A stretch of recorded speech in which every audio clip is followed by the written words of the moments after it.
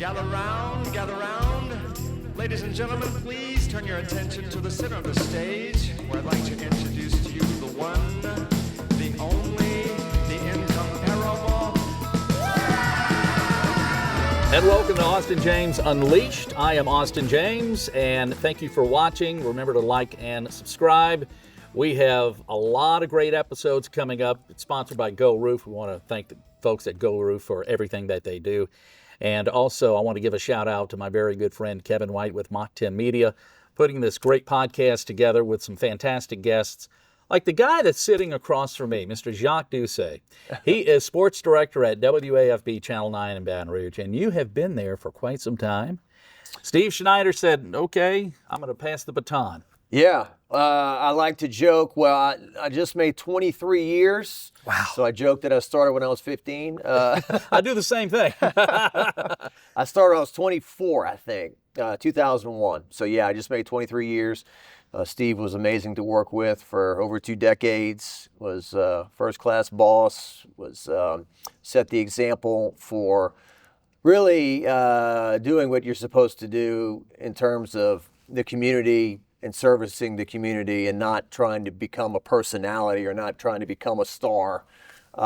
It's funny, if you try not to do those things and you try to go out and cover high school sports and all the things you got to cover, you may end up being unintentionally, I don't want to say a star, but, revered.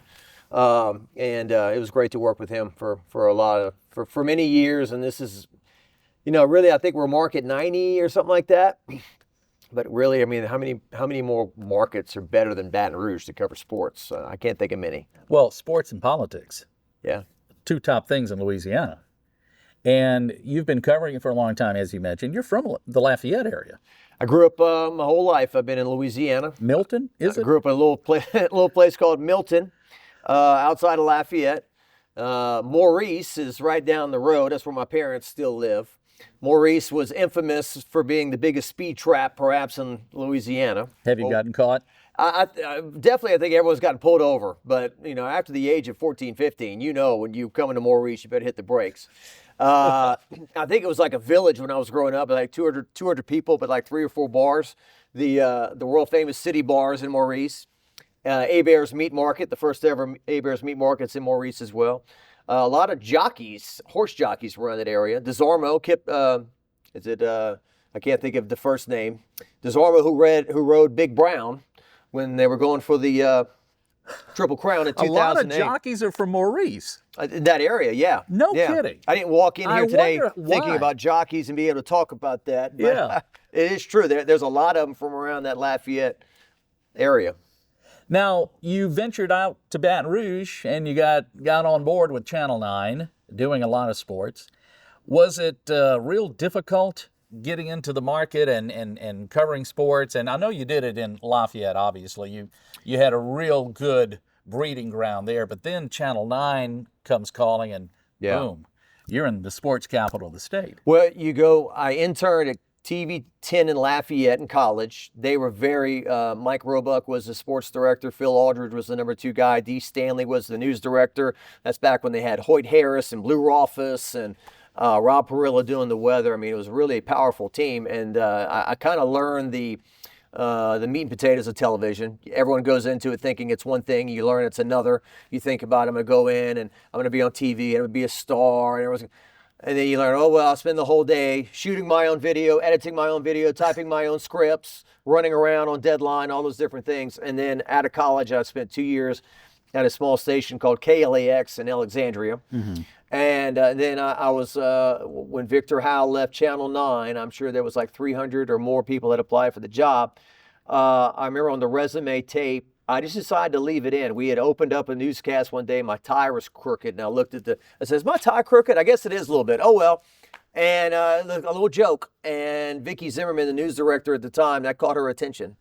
And going from Alexandria to Baton Rouge is literally like going from here to the moon, okay? Nothing against Alexandria and everything, but the speed of the game, what you're covering, the intensity of the people that watch. And I learned that. I mean, in the beginning, I made a lot of mistakes, goofed up a lot of uhs and ahs on the air and everything. But I knew eventually if I could get my feet underneath me that no one was going to care more about this than me, and I wanted to prove that they made the right choice. What is your favorite sport to cover? College football is pretty hard to beat.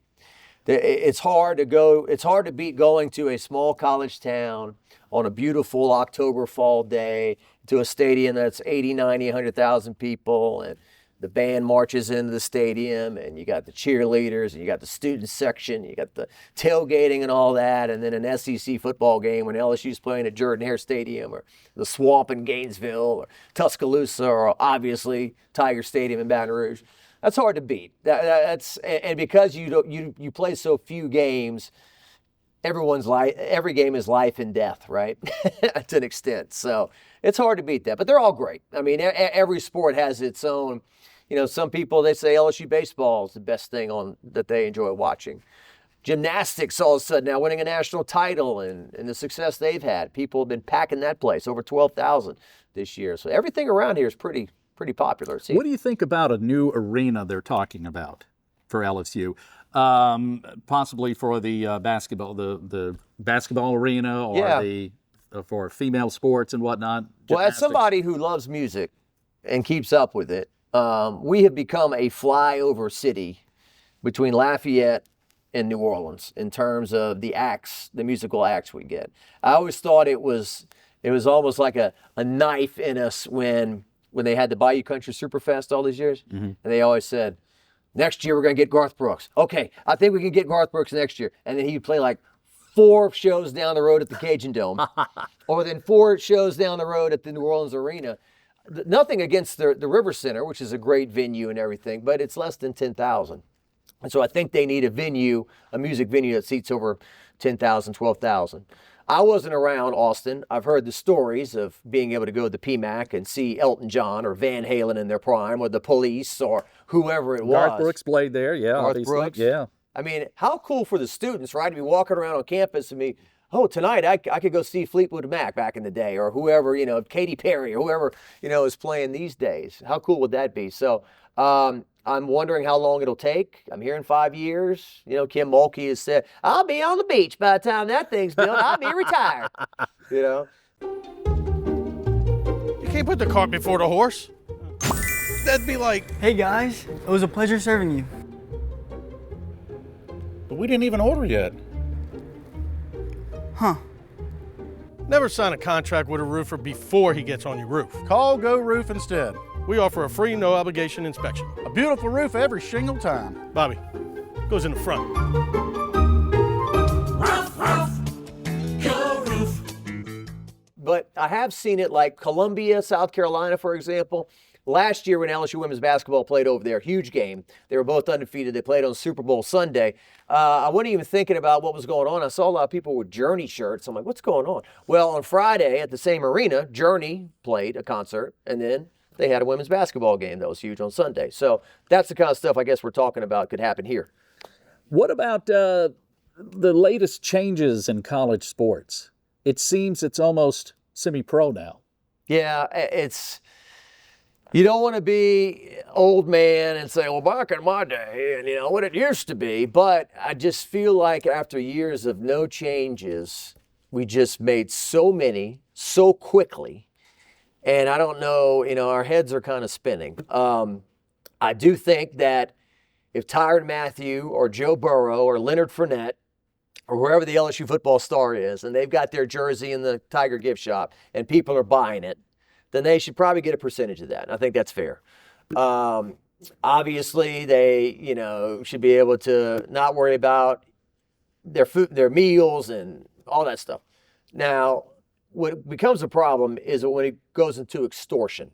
When it becomes, Austin, I really want to come play for you again next year, but the University of X, they're offering me a $200,000 NIL deal. So unless you match that, I think I'm going to bounce. And those are the kind of things that are going on now. Players taking coaches hostage, threatening to leave if they don't get enough money. And really, people say, well, the coaches can leave whenever they want. That's true to an extent. But coaches are adults. They've proven themselves. They've worked their way up the ladder from the GA assistant or whatever that got paid nothing to. So they've kind of earned their keep. So I don't like the fact that coaches have kind of lost their grip on players, in terms of being able to tell them what to do and discipline and all that. They can just leave and go somewhere else. And so that's not a good change, I don't think. The opting out of bowl games, too. I mean, can you imagine, how long have you been in Baton Rouge? Pretty much all my life. Yeah. A long time, decades. You imagine, like, when Charles McClendon was the coach, or Bill Charlie Lawrence Park. Mack, yeah. Yeah, Coach, I don't feel like playing in the bowl game. So, Right. I know I practiced with these guys, and we've been working together for the last whatever months, but I'm going to miss the bowl game. I mean, guys of that era, even a guy like Josh Reed, who played in 2001, told me, I could never imagine saying, I'm not playing in the bowl game with my brothers. Now, if Josh Reed played in the year 2023 instead of the year 2021, maybe he would have, opted out. We don't know. But, those are the kind of changes. It really is. You could not put a player on a billboard or use them in a commercial for years unless it was for LSU or as a PSA maybe, or, raise money for cancer or whatever the case may be. But it's been a lot very quickly. Do you think that's one of the reasons why Nick Saban decided to retire when he did? Absolutely. Nick Saban, the greatest college football coach of all time, certainly in the last 30, 40 years, is a control freak. And I don't blame him. If I'm going to get all the credit or if I'm going to get all the blame, I want to be in control of the decisions that are made. That's the old Bill Parcells, NFL, when he was in the NFL, when he had a GM and he was fighting with, he said, well, if I'm cooking the meal, I want to buy the groceries. And Nick Saban controls every aspect of that program and the way guys think, and he tries to control the media to an extent, not blaming him for that, but, he does try to control the message. And now he's lost a lot of control. Even the greatest college football coach of all time, I believe it when I heard him say the two things the guys wanted to know are how much am I going to play next year and how much money can you guarantee me, A person like me, who had no athletic ability, who grew up in Lafayette, Louisiana, I would have given my right arm to run out of the Death Valley Tiger Stadium tunnel on a Saturday night and play in a game and hear all those people cheering for me. That's the whole movie Rudy, right? Yeah. The guy gets his ass kicked all day at practice, and just because he wants to run out of that tunnel one time, and he finally gets a chance to run out of that tunnel. I don't know if that dream still exists. I think it does to an extent. Your Will Campbells, your Emory Jones, your guys that grew up in Louisiana. But a guy from out of state, I think it's more about what can you give me as opposed to selling them on the dream. It's hurricane season, and Go Roof wants to make sure you're prepared for the next storm. Charge batteries so you can stay informed about weather conditions. Be proactive by trimming and removing damaged trees and limbs. Secure loose items around your house. Check your insurance coverage to make sure you are covered for any potential damage. Fuel up your vehicles, generators, and gas cans. Also, remember that stored gas is usually only good for around 6 months. After the storm, call Go Roof for a free no-obligation roof inspection. And be safe this hurricane season. We're watching an interview with Nick Saban talking about he and his wife would have the new recruits come over to the house for breakfast. And then they would say, oh, yeah, this is great. We're knowing you, nice to meet you. And now they come over and say, okay, what's on the agenda? What am I going to get? What is this? It's a strange place to be. I'm hearing now that if you want a recruit to visit, it's going to cost you money. Like, hey, I want to come to LSU this weekend, but I'm going to need you $5,000, to make him visit, And then on top of that, you're already taking them to Sullivan's or Texas de Brazil or whatever, you're not taking them to Burger King, right? I mean, you're giving them a nice meal, probably a nice place to stay and all that. And the things that I grew up on in the 80s and the 90s where, your Ricky Blantons for basketball and other guys who stayed 3 and 4 years, that's really going out the window now. With the transfer portal and that kind of thing. Yeah, that's one big change I didn't talk about. But, and I think that's good and that's bad. I think, a lot of people bring up Burrow and say, well, Burrow graduated from college. The rule was if you graduate from college, you can transfer. So he did transfer, but it wasn't like he was a freshman. I didn't play. I'm leaving. And so I think that's the deal where for example, if you were in radio, you were in radio, you're in media. In media. Yeah. When you first got going, if you couldn't get your words out and you said, these guys are mean, I'm leaving, I'm going to go to another place, and you still couldn't get your words out, I mean, the problem doesn't go away. Mm-hmm. But, and I think that's a lot of these guys are like, you can't play, you need to improve. Stay here, we'll work with you, we'll improve you. Screw you. Go somewhere else. Well, you can't play here either. And then you just kind of bounce around and you never find yourself. You never face responsibility. And before you know it, your eligibility's out and your college career is over. Then you got to go into the real world. That could be a problem. Now, for some people, maybe the coach and you don't jive. You go to another place and you do jive with the other coach and you become a star. It happens. But that's the thing you worry about, guys running from responsibility. Do you see the situation getting better with college sports? Or do you think it's going to be even wilder? It's going to be a crazier world out there? Austin, some of the things I think about are like today's fan to go to a football game in Tiger Stadium. I remember going the Curly Holman days, it was $22 a ticket or whatever. Now it's, you buy your season ticket, then they hit you with the tradition fund. Then you got to park, which may or may not cost you money. And then you got to buy a Coke or whatever. I don't know what they're charging for. You pay a lot of money for a beer. You might pay $10 for a beer or something. I don't know. And then you're sitting there and you see an announcement come on saying, "Would you please donate to the Tiger Tradition Fund so we can give the student athletes more money?" And at that point, I'm like, how much blood are you going to squeeze out of this turnip? So I think some people they get fed up. It's like, it's hot. I don't want to sit in traffic. I'll sit here at my house. My bathroom's right here. My fridge is right here. And so I think LSU football, for as long as it's here, people of my age will daydream about LSU football during the summer and younger and the first games and when's it going to get here and all that. So I don't know if there's any changes that will finally drive the fan away from it and say, you know what, I'm not watching anymore. You see it on Facebook all the time. I'm not watching anymore. BS. You're going to watch the next one. You're going to do it again. You're going to watch the next game. Absolutely. So. You can't put the cart before the horse. That'd be like, will you marry me? Do I know you? Never sign a contract with a roofer before he gets on your roof. Call Go Roof instead. We offer a free, no-obligation inspection. A beautiful roof every shingle time. Bobby, goes in the front. Go Roof. In addition to sports coverage and your career, you've done a lot for the community as far as great charity events. And you have one that, as we're recording this on April 23rd, you do this event every year. Tell us about it. It's called Red Rock and Blue. Red Rock and Blue. When I was a senior in high school at North Vermillion High School, my parents still live on a 4 or 5 acre piece of property in Maurice. We decided to build a softball field on my parents' land.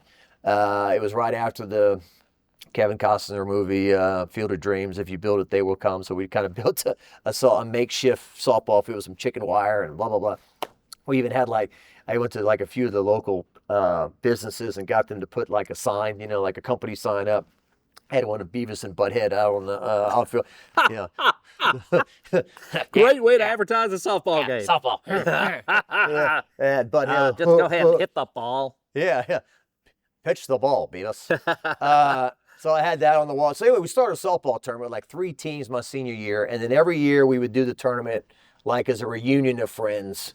And then it was we got 5 teams. Wow, let's go. Oh my God, we got 10 teams. Oh my God, we got 15 teams. It got bigger. So around 2006, my very good friend Taylor Begno, best friend, said he'd been in the military. He said, "You reach a lot of people on local TV. You ought to turn this into a charity. Or try to raise some money." And I don't know how to do that. How are we going to do that? So we made the softball tournament. We're like, well, who do we give the money to? Well, patriotism, 9/11 was still somewhat fresh, and we said, well, why don't we give money to local military people that we can see and touch and shake their hand. I don't want to send a check off to California and never see the person or wherever the money goes. So local sportscaster, local cause. So We gave to a charity called Louisiana Cares way back in 2007. Gave them $16,000. That was the first charity event we did. Then we kind of got with the Blue Star Mothers of Louisiana, learned about them, and then learned some other charities, support our war heroes. There was one called Wounded War Heroes, not Wounded Warrior Project, local one. And so the softball tournament is the biggest fundraiser we do every year. It's a slow pitch softball tournament. We get anywhere between 70 to 90 teams that play in it every year. That's great. Yeah, it's really cool. That's amazing. Where is it usually held? Breck's Oak Villa, which they turfed their fields finally a couple years ago. It was like manna from heaven, because they used to have these dirt, not to bore people, they used to have these dirt infields. And if it rained or sprinkled, you were screwed. It'd just become mud, and you'd spend months putting a softball tournament together, getting the sponsors, lining the teams up, and you could be, messed up pretty quick. Now they got turf fields, and that makes all the difference in the world. So we do that July 26th to the 28th. Anybody out there listening could put a team in, and we'll put you in the right classification. We won't put you against the 25-year-old Cajun stars, that are going to beat you 15-1. We try to, put you in a classification of strength. And we do concerts. Concerts are harder to make money on because of the fact that if you want to get somebody who really draws, even for charity, you got to pay them. And then, you got to sell an X amount of tickets and whatnot. And so the concert aspect of it, we have made money on certain shows. We have hit the ball out of the park a few times, but a lot of times that's more of a celebration for our sponsors and bring a bunch of people together, give a bunch of tickets away to veterans and that type of thing. We brought in the Jim Blossoms. We've had Everclear. We had Sugar Ray one year. We had Vertical Horizon last year. So we're talking about that. So, but is there a separate website for that or a Facebook page? RedRockandBlue.com. Okay, good. It's our website. Very easy. So if you want to get in touch with me, all my information's on there. If you want to do a sponsorship, if you want to put a softball team in, whatever, it's all there. Good stuff. Jacques Doucet. Austin, thank you, man. Sports director at WAFB Channel 9 in Baton Rouge, of course. We appreciate him for dropping by and being a part of Austin James Unleashed here at the Texas Club. And remember to like and subscribe. And we've got more great episodes on the way. Thank you so much.